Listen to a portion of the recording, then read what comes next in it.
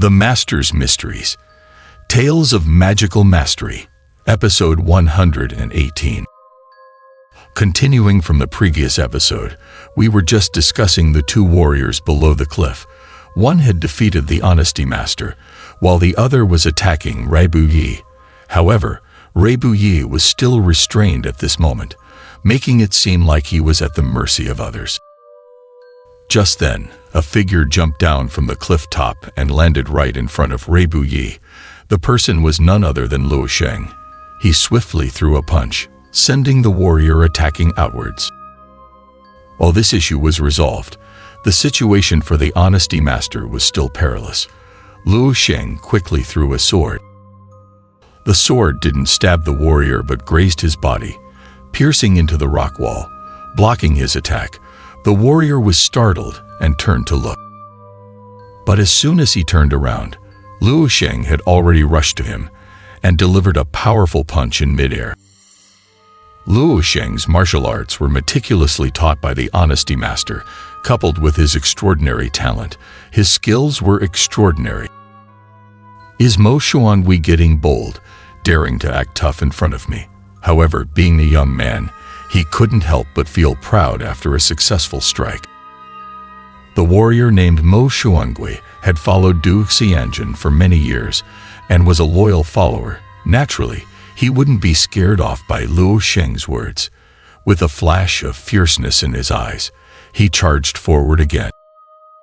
Speaking of Luo Sheng, he knew how formidable Mo Xuangui was. He dodged and retreated, but unexpectedly, after retreating 2 steps, he bumped into something hard behind him.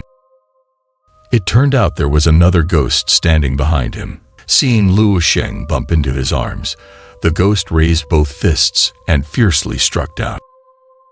Unexpectedly, this fierce punch hit nothing but air. There was no one in front of him. "I am over here." It turned out that Luo Sheng had agilely moved behind him long ago and delivered a palm to his back. The Honesty Master really spared no effort in teaching Luo Sheng, making his internal strength profound at a young age. With this palm, he immediately sent the guy flying. However, as this ghost fell to the ground, another one pounced forward, taking advantage of Luo Sheng's moment of inattention, launching a sneak attack from behind. But Luo Sheng was already prepared. With a slight tap of his toe, he leaped into the air. In a flip, he landed behind the opponent and swiftly delivered a palm strike. Instantly, the guy flew out, tumbling to the ground. Not satisfied, however, these two ghosts cultivated formidable body techniques, incredibly robust. Despite the injuries, they quickly got up. "Shall we attack together?" "Fine." This time, having learned their lesson, they launched a simultaneous attack, clearly intending to corner Luo Sheng. "Then let's deal with both of you together." Luo Sheng, however, was truly extraordinary. Not only did he show no fear, but he also excitedly brandished his sword and charged at Mo Xuangui and his companion. As a master, the Honesty Master was naturally pleased to see his disciples' growth. However, Yi's face showed a hint of worry. Luo Sheng's arrogance was too high, and he might suffer in the future. Didn't he want to follow the immortal master and ascend to immortality?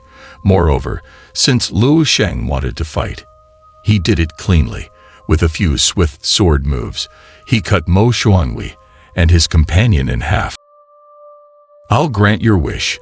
As the two bodies fell to the ground, Luo Sheng landed steadily.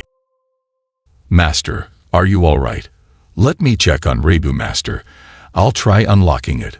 "What kind of lock is this?" With Mo Xuangui dealt with, Luo Sheng hurriedly helped the Honesty Master and approached Yi. "This lock requires using true key." "No, only Du Xianjun can open this lock. As his brother, I should be able to." "You're injured. Let me handle it." The Honesty Master understood. This chair's lock could only be opened with Du Xianjun's true qi. As a close brother, the Honesty Master tried his best to attempt it. He mobilized the pure elemental true qi within him, concentrated it on the tips of his right-hand fingers, and then rapidly pointed to the yin-yang diagram on the chair's back. Sure enough, as true qi infused, the yin-yang fish began to rotate under the influence of his two fingers. A creaking metallic sound followed, and the iron hook stuck in Reibuyi's spine was released. After a miserable scream, Reibuyi's weakened body seemed to deflate. "Let me support you and take a break. But your body, no, I must go to the cliff top immediately." However, this wasn't a suitable place to rest. The honesty master helped Reibuyi, intending to find a place for him to recuperate. Yet, Reibuyi was anxious to go to the cliff top to meet Liu Fengyi. Fengyi still has an unresolved mental barrier inside her. She can't completely break through on her own. As soon as the honesty master heard that Liu Fengyi had an inner barrier, he knew it was a matter of life and death. He had to find a way to take Reibuyi back to the cliff top as quickly as possible. "Don't you want to see your master? Then go down and take good care of her." Speaking of the cliff top, Du Xianjun pierced through Xiaodi's chest with a single palm strike. Soon after, Xiaodi's body fell powerless. In Xiaodi's heart, there was a lot of unwillingness. At this moment, scenes of her short life flashed before her eyes. Her parents were killed by bandits when she was young. Fortunately, she was raised with love by her master. However, her master, entangled in love, ultimately met a tragic end. Later, she encountered the clumsy and silly Liu Fengyi. No, the two of them had experienced life and death along the way. Just as emotions were quietly arising, thinking they could finally have the sweet happiness of an ordinary girl, is this the ending? "I want to die." Xiaodi looked at Liu Fengyi unwillingly, hoping he could live on well, carrying her expectations, and live a happy life. Seeing Xiaodi, who was killed by Du Xianjun to save him, Liu Fengyi was completely stunned. Seeing Xiaodi lying motionless on the ground, he felt as if all the blood in his body rushed to his head. "Xiaodi, I hate people like you, waiting until someone dies to explode. What were you doing earlier?" At this moment, Liu Fengyi could hardly feel any sensation in his body. No pain, no awareness. It was as if this body wasn't his own. Everything in front of him became less real. Every punch he threw seemed like an illusion. He seemed unable to distinguish reality. Everything in front of him was an illusion. Xiaodi was fine, smiling at him behind. But in Du Xianjun's eyes, it was a different scene. Liu Fengyi's current attacks were incomparable to before.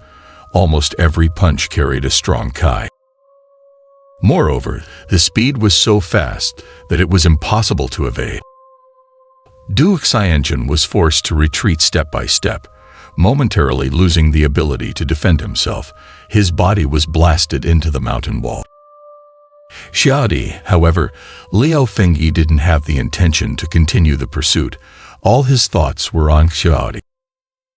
Rushing over, Liu Fengyi picked up Xiaodi.